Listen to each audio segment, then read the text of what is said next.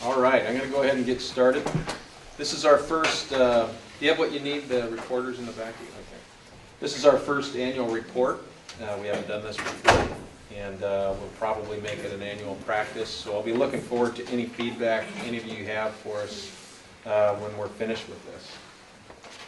We're celebrating our 150th year of service to our community, and we're very proud of that. And I'm very pleased with the progress that we made over the last year. So I'll begin with our crime statistics.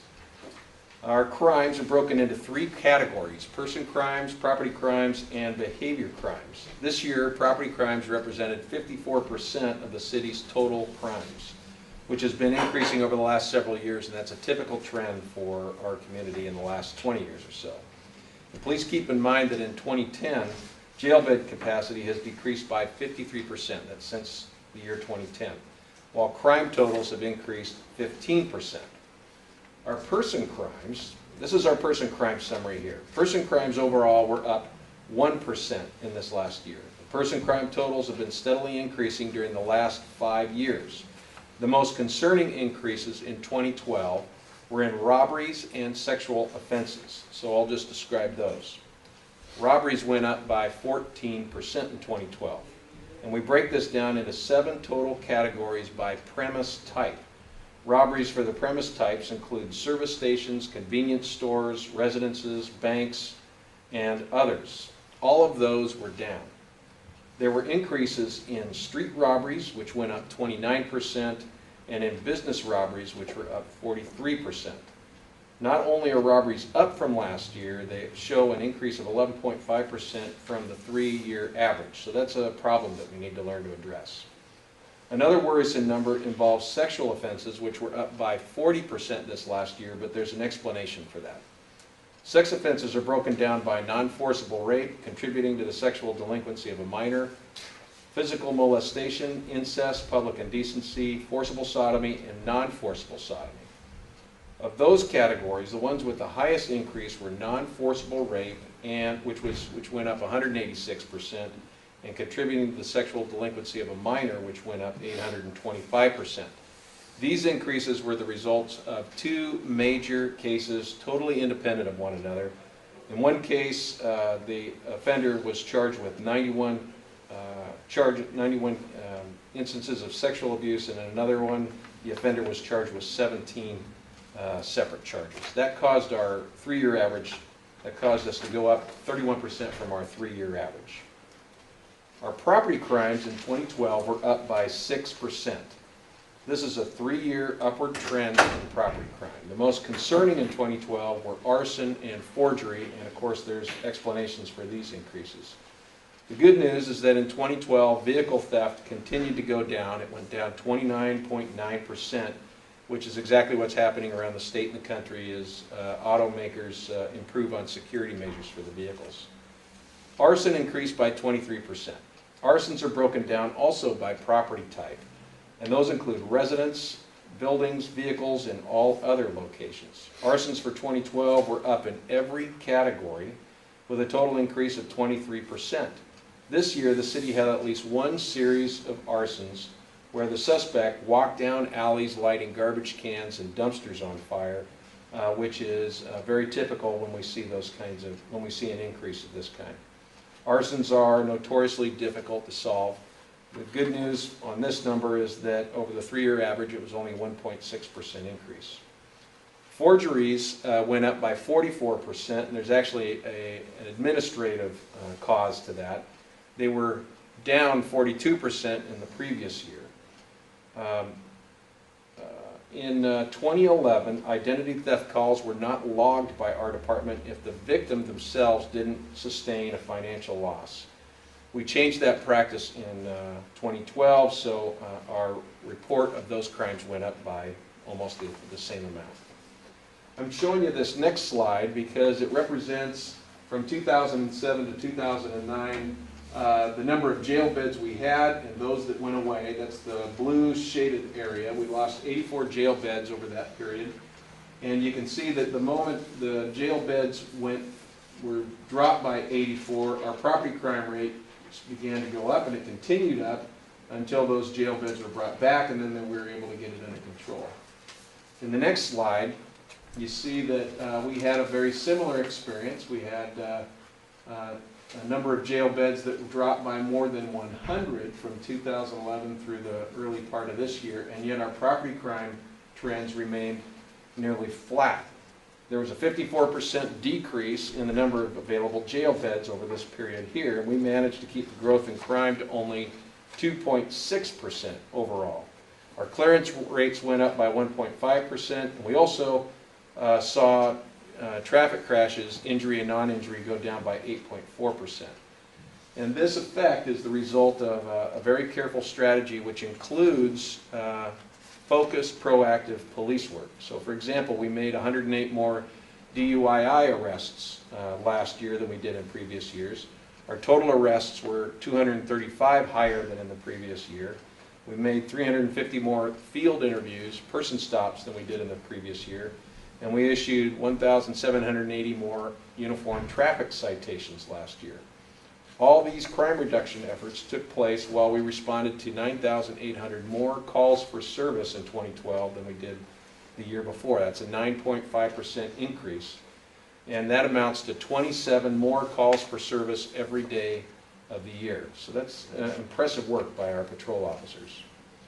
Over the first 3 months of 2013, there's been a 33% increase in the number of weapons offenses, with an 89% increase in weapons possessed illegally and a 19% increase in weapons being carried concealed. I mention this because this is a particular concern to the safety of our officers every day, and so we've done some training to help address that. In 2012, behavior crime went down by 1.5%, and it's important to keep in mind that that rate is affected more by whether officers are in the area to observe the crime than it is necessarily by the occurrence of those crimes. So when we target certain locations for certain types of enforcement, we'll see an increase in or change in behavior crime. Together with crime prevention, we deploy saturation patrols and focus on serial offenders. During 2012, EPD continued to focus officers, detectives, and crime prevention specialists and other staff on crime hotspots and on serial offenders. Data-led policing has proven to be an effective, preemptive, and preventive form of community policing geared toward making it more difficult to harm our community. We use the abatement process to manage crime in some neighborhoods affected by neighborhood nuisance houses. In 2012, as an example, we used the state abatement statute to help intervene for a neighborhood where a home on Alva Park in West Eugene had become a haven for people involved in drugs and property crimes and other offenses. The house had drawn police intervention or visits 100 times over a 4-year period. In February, the owner was notified the home could be closed if they didn't change the behavior. Ultimately, when the problems continued, a court ordered that the owner leave the house empty for 1 year. Like downtown, our parks are a precious part of our environment. Park Watch is a city and community design effort to help increase safety in our city parks, recreation facilities, and surrounding neighborhoods. Park Watch includes online reporting and sharing of information between departments, between city departments, and sharing of information about problems in our parks. It includes visible Eugene Police patrols, the presence of city staff in areas needing attention, public events with pro-social activities, and continuous parks and recreation facility improvements. We also have staff actively involved in the city's effort to provide homeless solutions and to find alternatives to the downtown public safety zone. We adjust our policies and practices as indicated from certain court rulings and from lessons we learned from the civilian oversight system. Oregon has a statute which prohibits people from recording conversations between two people without the express knowledge of both parties. It's known as the unlawful interception of communication statute. Court ruling in 2012 indicated to us, or demonstrated to police, that the courts were not inclined to prosecute people who committed this violation while interacting with police during a car stop. It's not unusual, it's rare, but it does happen once in a while that someone, while stopped by police, will surreptitiously record the conversation. We have in previous years made arrests under those circumstances, but following court rulings last year, we trained our officers to move away from that. We may still take reports, though, in those cases.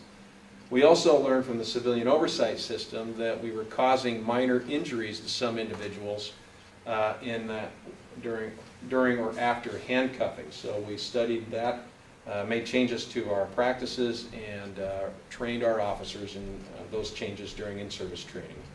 We've standardized our bias crime reporting with our partners, such as the Equity and Human Rights Office. We recognize that racially biased policing, whether actual or perceived, harms the relationship between community and its police department. In 2006, we became the first agency in Oregon to train its entire police force in a topic of bias-based policing. We use the nationally recognized curriculum known as Perspectives in Profiling. In 2012, EPD provided all of its officers with an update on the Perspectives in Profile training. We are rebuilding our property control unit following findings from an audit we commissioned to look into problems flagged by a new PCU, property control unit supervisor. During the audit and before it was published, we began to implement corrective measures, write new policies, and create new standard operating procedures. By September 12, we built a list of priority issues, and the next month we hired a part-time forfeiture and quality assurance analyst. Her job was to help us with required audits and inventories and to create and edit policies and procedures. In January of this year, we placed a tenured full-time supervising sergeant in the unit, and shortly after that, increased staffing in PCU from 5 to 10 people. We also initiated an internal affairs investigation to determine if policies had been violated and asked the Oregon State Police to conduct an independent criminal investigation to determine if any laws had been broken. We proactively worked in the West University and South University areas as well as downtown to reduce drunken and unruly behavior. We implemented property crime reduction strategies to control what is normally a growth in property crime in the near-campus neighborhoods during spring and winter breaks. And with our partner agencies, we prepared and implemented the security plan for the 2012 U.S. Olympic track and field trials. Active shooter incidents in communities around the nation and end-of-the-world scenario fears and stories related to the end of the Mayan calendar heightened local safety awareness last year. We provide every sworn officer with active shooter training annually. In 2012, we worked with local schools to tighten security and respond quickly to all reported threats. During one particularly worrisome day in December last year, officers and detectives created a comprehensive, visible uniform presence at all of the 50 schools in our city. Working with neighbors, the University of Oregon and the City Neighborhood Program, EPD helped develop the Social Host Ordinance last year, which was introduced to council and passed in the early part of this year. The law holds individuals criminally responsible for hosting, organizing, and allowing an unruly event or social gathering. Property owners where the event is hosted will also be penalized if there are multiple violations of this ordinance at the same property. We held one listening session last year with Occupy Eugene leadership and a second with our downtown team and members of the Occupy Eugene movement. Our Central Lane 911 Center became an accredited emergency medical dispatch center of excellence by the International Academies of Emergency Dispatch. The Medical Priorities Dispatch System is the world's most widely used 911 pre-arrival and dispatch life support protocol system. To improve safety to our community, officers, and offenders, we more closely restricted the circumstances under which officers conduct vehicle pursuits. We aggressively investigate and arrest offenders, but not when doing so poses an unnecessary risk to life.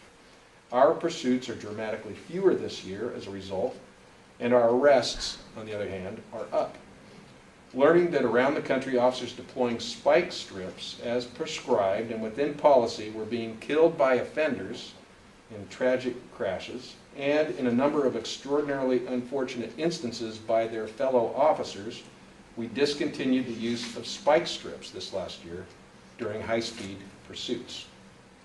After 2 years of planning, design, and construction, we moved into this building that we're in now in August of 2012. 300 Country Club is safer, convenient to the public, and allows our department to consolidate more functions at one site. It also has improved efficiency and lower operating and maintenance costs. On July 1st, we started a contract for shelter and adoption services with Green Hill Humane Society.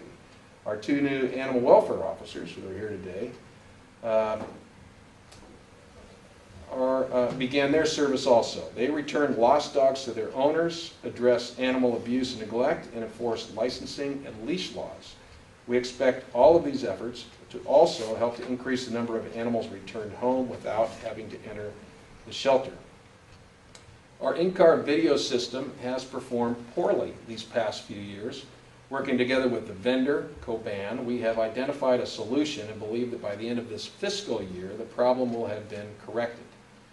Together with the City of Springfield, we're replacing the 50-year-old AIRS system, the records management system that we've used for the last few decades, with an off-the-shelf records management system. In November of last year, the contract with SunGuard for the new records management system and computer-aided dispatch system was signed. The system will provide streamlined business processes. It'll support data-led policing. It will improve police efficiency and effectiveness, and it will eliminate duplicate and manual entry. It'll also help us prepare our department for future technologies that will become available and will be compatible with this system. Because the Ford Crown Victoria police package is being phased out as a patrol car, police agencies around the country are identifying the next generation of policing platform. We tested 6 models based on a variety of criteria and identified the Ford Interceptor SUV for our new fleet. The Ford SUV was among the most affordable and was the most fuel efficient of all those tested. In a continuing strategy to reduce fuel consumption, we've acquired more hybrid vehicles for our large fleet and are trying new technologies to help reduce our fuel usage. The idle right system is being installed in new cars, allows officers to leave their mobile dispatch terminals running, their in-car video system running, and their police radios active when they work away from their car during their shift. This is important so that in an emergency they can get back in their car and don't need to spend several minutes preparing all those, or starting up all those systems before they respond to an emergency. Without having to leave their engine running, the batteries will charge as the engine automatically switches to idle, even though the engine's been turned off and the officer walks away with a key. And this promises to save us considerably in our fuel usage. Officers not assigned to patrol cars, like our downtown officers, have been experimenting with body-worn video cameras. These allow the officer to record audio and video of the event before, during, and after arrests. Eugene Police live streaming allows public media and employees to tune in to news that is happening live without media filters. We use internet, smartphone applications, and portable video and audio tools to provide uncut breaking police information for some of our high-profile incidents. 2 of our forensic evidence technicians published articles in national magazines this last year. Rhiannon Daniel composed an article entitled Pretreatment Processing for Non-Porous Items Coated with Gasoline that was published in the Journal of Forensic Identification. And forensic analyst Lisa Pope wrote an article that was printed in the spring edition, spring 2012 issue of the Journal of the Association for Crime Reconstruction. The article was entitled Identification of a Second Suspect via Stomach Contents of an Autopsy. Lisa might be able to tell you about that another time. The Eugene Police Department has begun working on criminal gang prevention after finding the area had increasing problems with gang members from more than 180 different gang sects in Lane County. Some of the local gang sets have close and continual contact with their parent chapters in other states and are recruiting new members in their early teens right here in Eugene. Criminal acts by gang members appear to be increasing, with more than 200 local gang members receiving prison terms in the last 5 years, most for violent acts. The use of firearms by local gang members appears to be more prevalent. In 2012, in fact, we were able to intervene before a shooting between 2 rival gangs and initiated a community-led effort to address gang prevention. The new effort, Lane County Gang Prevention, developed a set of symposia to sort myth from fact and to address stereotypes and to discuss what works in other communities and to create a plan to solve the gang problem in our area.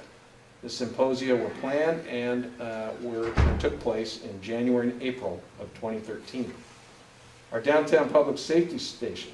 There are many practical and innovative programs that have helped create a downtown we can be proud of and that invites visitors and commerce. The downtown patrol team was fully staffed this last year, where we went from 2 full-time officers to 9 officers, a sergeant and a CSO, and they're in their new office space at 10th and Olive now. In the next year, I suspect we'll continue to struggle with the growth in property crime. Although we have more jail beds, the Lane County District Attorney is prosecuting 25% fewer felony offenders now than they did before July of last year. So it's more difficult to hold certain offenders, including drug dealers, street-level drug dealers, accountable for their behavior. The passage of the jail levy will certainly help hold certain criminals accountable, and we'll continue to work closely with Lane County Sheriff's Office, the District Attorney's Office, and our partner agencies in collaborative efforts to manage crime. We'll also be watching to see the effects of downtown development and the addition of nearly 400 new residents this September, when the population of the downtown core grows, and we'll see how that affects public safety.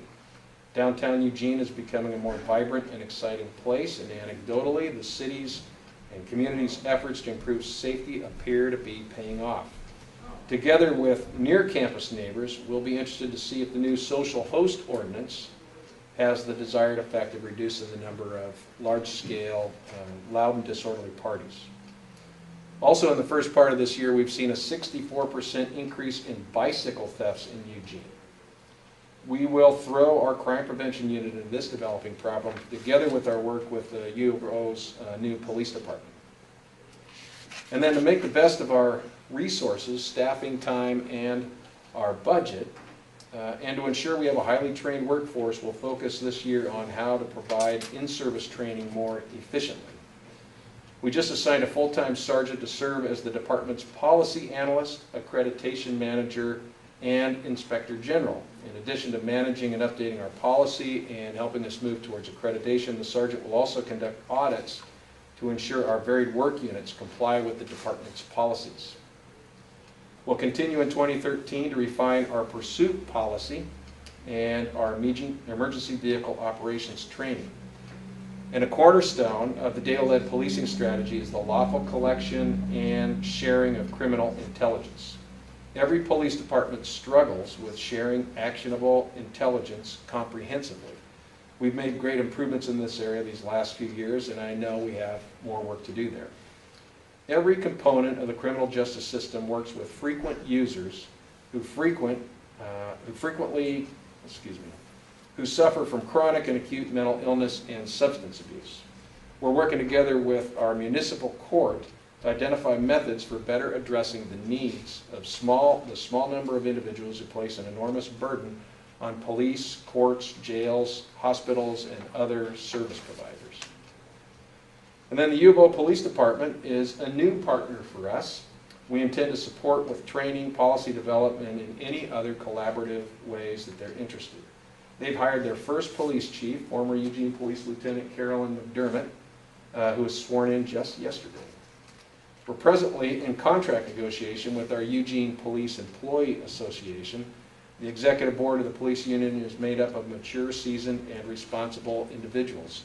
I'm hopeful that our conversations will be productive and lead to a contract that serves both our employees and our community well.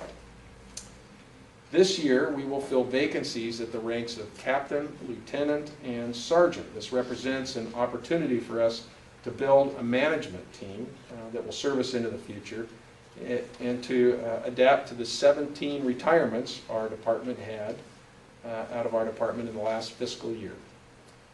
Women in Blue is our new citizen policing course, and this is a photo of one of the classes. It's specially designed to help women interested in law enforcement careers. We provided 20 participants with an opportunity to experience several facets of the profession in a highly energetic, empowering course designed to build character and leadership skills, as well as instill confidence in the participants' ability to be successful in our law enforcement career vocation. The course was designed to assist in the areas of application process also. Like the other city departments, we've reduced our operating expenses, and in our case, it was by more than $3 million over the past 4 fiscal years. Over that same period, $1.5 million was added to our budget in order to fund the new downtown bicycle team, a second Cahoots van, and our new animal services unit. For fiscal year 2014, we're creating a financial plan in every section and in every division of our department. This will be the first year of our annual spending plan, a process we intend to learn from and refine over the next few years. And then the last thing I'll say is that we work with our community to promote safety and security, to enforce the laws, to prevent crimes, and to safeguard the constitutional rights of all people. And I encourage you and anyone who watches this presentation to become involved in our efforts to prevent crime and to solve issues of concern regarding our policies and services. Building and maintaining the community's trust is a vital element of effective policing for all of us, and we're committed to do the very best that we can to serve our community.